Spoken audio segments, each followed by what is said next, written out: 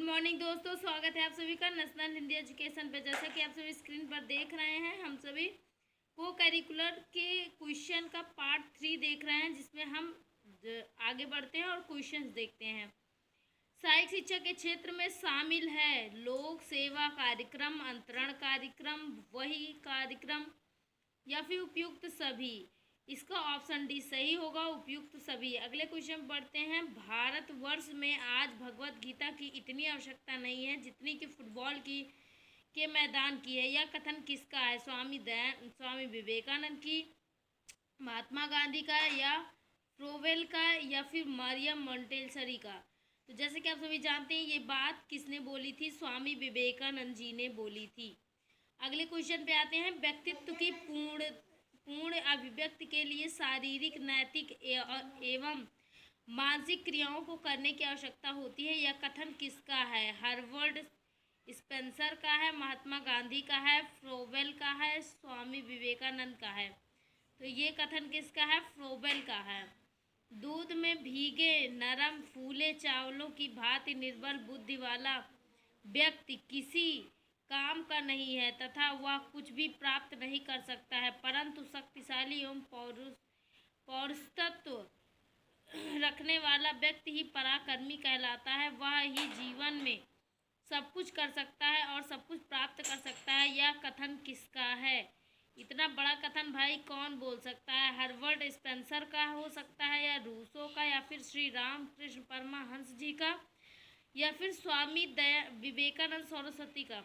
तो चलिए देखते हैं। तो इसका जो ऑप्शन सी है वो सही होगा। स्वामी रामकृष्ण परमहंस जी ये बात कहते थे कि बुद्धि जो है निर्मल होगी, उसका कोई महत्व तो नहीं है, लेकिन आपका शरीर बलिष्ठ होना चाहिए।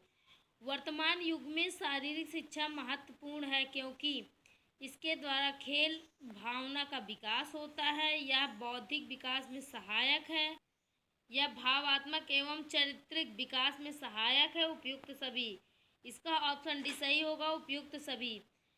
सभी शिक्षकों और सभी शिक्षणों का परिणाम मनुष्य को बनाना होना चाहिए। यह कथन किसका है? तो ऑप्शन ए स्वामी विवेकानंद इसका कथन सही ऑप्शन है। श्री हनुमान व्यायाम प्रसारक मंडल की स्थापना किस राज्य में की गई? ये वेरी इंपॉर्टेंट क्वेश्चन है, कंपटीशन में भी पूछे जाते हैं। तो इसका सही आंसर होगा ऑप्शन सी, महाराष्ट्र में। अगले क्वेश्चन पे आते हैं। भारत का सर्वोच्च खेल पुरस्कार है पद्मश्री, पद्म भूषण, अर्जुन पुरस्कार या भारत रत्न।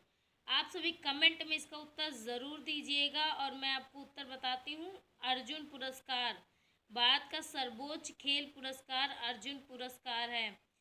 एथेंस जिम्नास्टिक स्कूलों को किस नाम से जाना जाता है? एलियड से, या पेलेस्ट्रा से, या कुवर्तनी से, या फिर डाइक से। तो इसका सही आंसर होगा बी, पेलेस्ट्रा।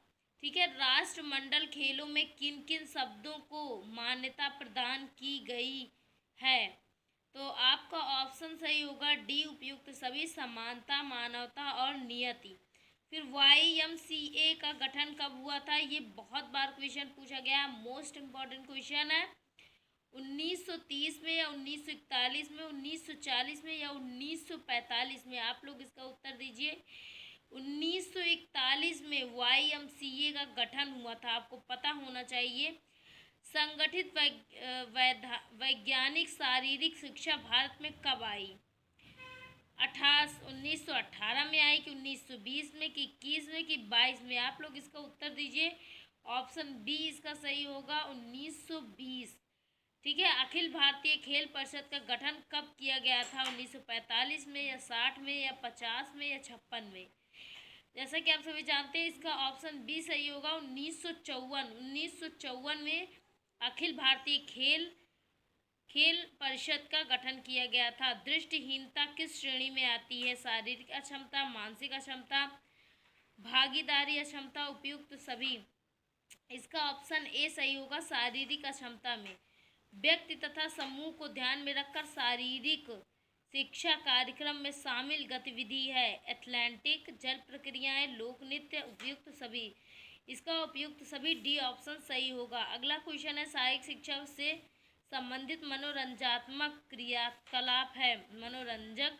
मनोरंजन, विश्राम, खाली समय व्यतीत करने के लिए खेल, उपयुक्त सभी। इसका ऑप्शन डी सही होगा, उपयुक्त सभी।